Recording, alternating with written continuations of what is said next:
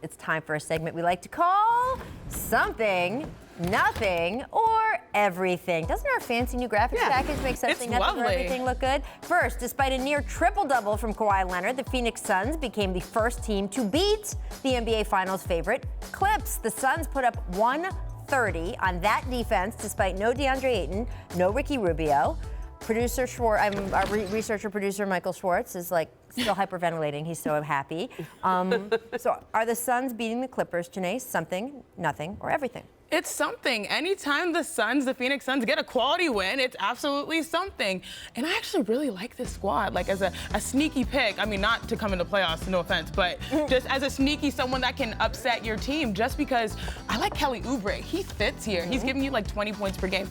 Devin Booker, he only hit 6 threes. When he gives you 30, how many do you expect? Maybe 10 of them to be threes? Right.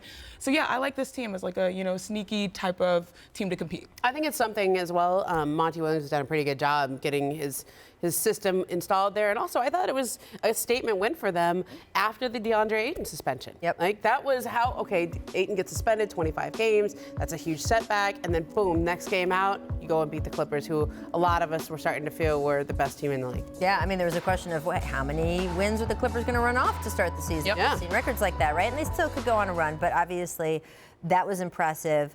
I do wonder the reaction to Ayton. We see sometimes, like out of the gate, a team that suffered a loss, a major injury, a guy suspended. They rally. Viewing effect. We are playing with that energy. Monty Williams, as you said, such a good coach. I am curious. 25 games is a long time, so I am curious to see how it lasts. But hey, Phoenix fans, they've been starving for a long time. Any good win There's hope. Is a good win. Next, let's talk about John Wall's shoe deal because it could be nearing an end. Industry sources telling ESPN the injured Wizards star and Adidas are negotiating a buyout less than 2 years into his 5-year, $25 million deal. So here he is today. He's working out in Kobe 4s. That's a Nike shoe. Wall hasn't played since December 26th.